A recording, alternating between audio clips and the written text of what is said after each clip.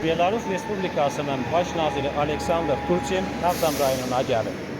Səfər proqramına Ağdam Sənaye Parkı və rayonun Qızıl Çəngəri kəndində icra olunacaq agroşəhərcilik layihəsi ilə tanışlıq daxildir.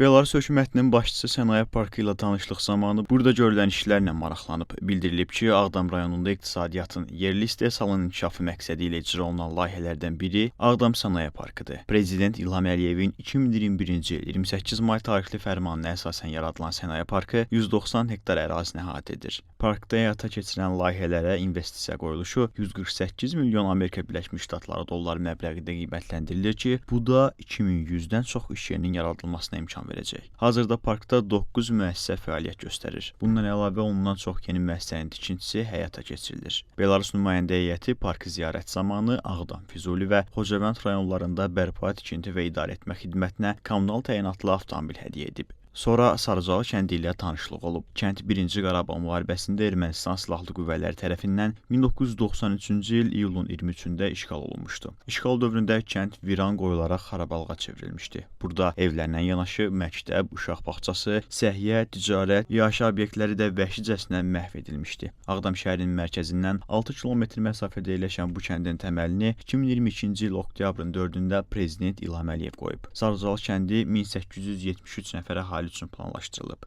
Ümumilikdə kənddə 2 mərhələ üzrə 425 fərdi evin inşası nəzərdə tutulub.